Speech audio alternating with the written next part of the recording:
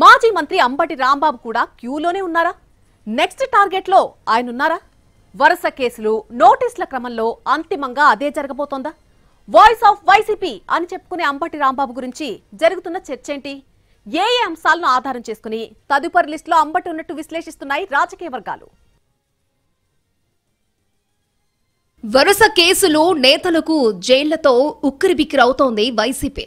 అధికారంలో ఉన్నప్పుడు వ్యవహరించిన తీరు గాని, మరొక వ్యవహారానికి సంబంధించి కానీ ఎప్పుడు ఎవరి మీద కేసు బుక్ అవుతుందో, ఎవరికి నోటీసులు వస్తాయో, ఇంకెవరెవరు జైలుకు వెళ్తారో అన్న టెన్షన్లో ఉన్నారట పార్టీ నాయకులు. ఇలాంటి క్లిష్ట పరిస్థితుల్లో కూడా పార్టీ వాయిస్ లో ఉన్నారు మాజీ మంత్రి అంబటి రాంబాబు. ప్రస్తుతం గుంటూరు జిల్లా వైసీపీ అధ్యక్షుడిగా కూడా ఉన్నారాయన. ప్రభుత్వ లోపాలను ఎత్తి చూపడంతో పాటు గతంలో తామున్నప్పుడు ఏం చేశామో చెబుతూ యాక్టివ్ పాలిటిక్స్ చేస్తున్నారు అంబటి. అయితే ఇప్పుడు ఆయన కూడా కేసుల రాడార్ పరిధిలోకి రావడంతో వైసీపీ వర్గాల్లో ఆందోళన వ్యక్తమవుతోందట. ఆయన కూడా క్యూలో ఉన్నారా? తదుపరి అరెస్టుల లిస్టులో అంబటి ఉండబోతున్నారా అని వైసీపీ వర్గాల్లో చర్చ జరుగుతున్నట్టు తెలుస్తోంది. అధికారంలో ఉన్నప్పటి వ్యవహారాలకు సంబంధించి ఇన్నాళ్లు అంబటి రాంబాబు మీద కేసులేమీ లేవు. కానీ ఇప్పుడు కొత్తగా జరుగుతున్న వ్యవహారాలకు సంబంధించి బుక్ అవుతూ ఉండడంతో ఆయనే ఇరుక్కుంటున్నారా లేక ఇరికిస్తున్నారా అని మాట్లాడుకుంటున్నారట వైసీపీ నాయకులు. తన ఫిర్యాదులపై కేసులు ఎందుకు బుక్ చేయరంటూ గుంటూరు పట్టాభిపురం పోలీస్ స్టేషన్ దగ్గర ఆందోళన చేశారు అంబటి. అలాగే పార్టీ నిర్వహించిన వెన్నుపోటు దినం కార్యక్రమం టైంలో పట్టాభిపురం సీఐతో జరిగిన వాగ్వాదం కూడా కలకలం రేపింది.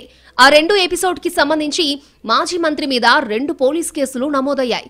ఇక జగన్ పల్నాడు పర్యటన సందర్భంగా వివిధ అంశాలకు సంబంధించి అంబటి మీద వరుసగా కేసులు నమోదయ్యాయి. దీంతో తదుపరి టార్గెట్ ఆయనేనా అన్న చర్చ జోరుగా జరుగుతోంది ఏపీ పొలిటికల్ సర్కిళ్లలో. సత్తెనపల్లి మండలం కంటిపూడి దగ్గర ఏర్పాటు చేసిన బార్గేట్స్ ని తొలగించడానికి సంబంధించి పోలీసుల విధులకు ఆటంకం కలిగించారంటూ ఓ కేసు నమోదైంది.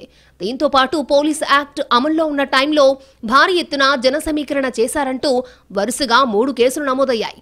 నల్లపాడు, పాత గుంటూరు, పట్టాభిపురం పోలీస్ స్టేషన్స్ లో ఆ కేసులున్నాయి. ఉన్నట్టుండి ఇలా వరుస కేసులు బుక్ అవడంతో ఈసారి లిస్టులో అంబటే ముందుండొచ్చు అన్న ప్రచారం నడుస్తోందట.